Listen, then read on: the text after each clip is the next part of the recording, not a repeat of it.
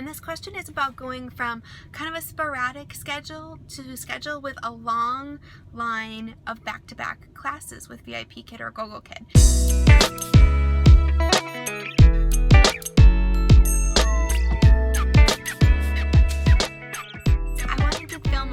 Video. This is actually in response to a YouTube email question. So remember, you can always email me questions. My email is in the comments. I love to answer questions from other teachers or applicants.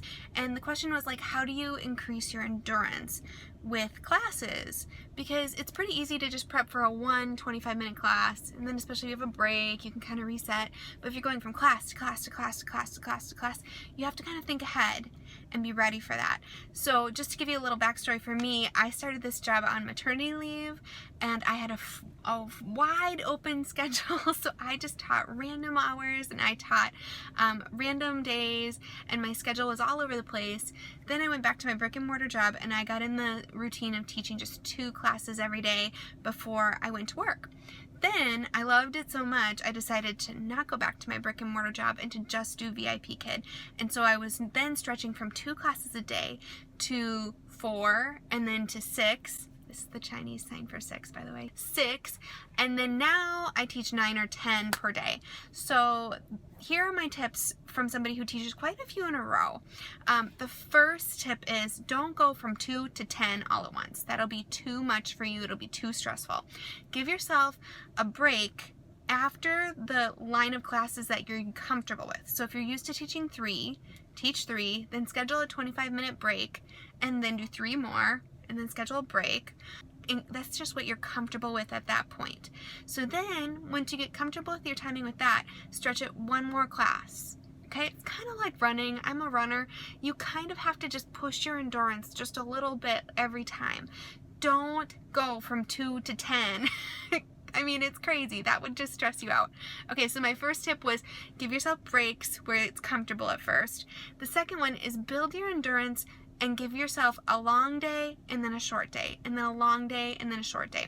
So when I was working at my brick and mortar job, it did get tiring to get up like an hour and a half earlier, right? So I was teaching early in the morning. So I would only teach Monday, Wednesday, Friday, and give myself 2 days to kind of relax. I'd only teach 1 class. So whatever works for you, so think not only in the day, but think in the week. So give yourself a day off, but give yourself like an easy day throughout the week. Trust me, you will like it. When you're building your endurance in back-to-back classes like this, it's really good for your mental health, I think. Otherwise, it just gets really overwhelming. Okay, so my tip was number 1, to give yourself breaks throughout the day. Number 2, schedule an easy day throughout your week. Number 3, you have to be really careful with your timing. So what I mean by that is, in the long stretch of classes, you have to give yourself the gift of as close to a full 5 minutes between classes as possible.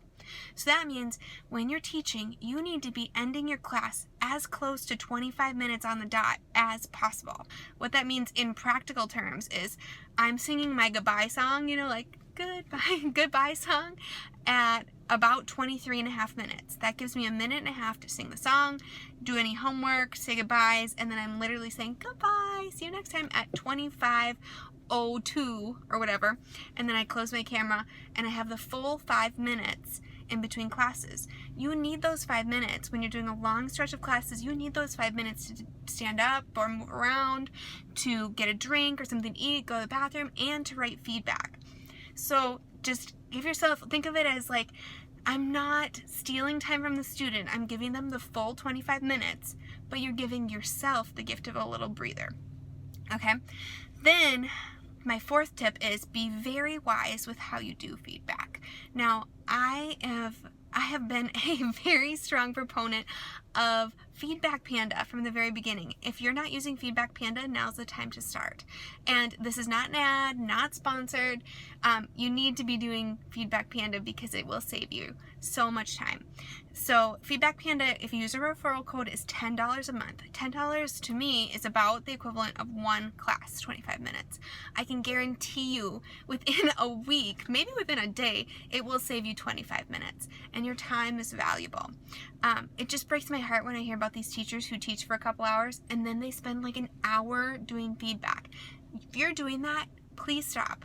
Your feedback, whatever system you're using with your templates, I'm sure it's great and it works for you now, but if you're going to 9-10 classes, there's no time for that. You have to use Feedback Panda because it's so fast. It has everything preloaded, saved, it inputs the student's name directly from the VIPKID or Gogokid system, and it's just like flawless. Seriously, you have to use it. So those are my tips for you if you're going to more classes in a row. Again, just to review, you need to give yourself breaks within the day.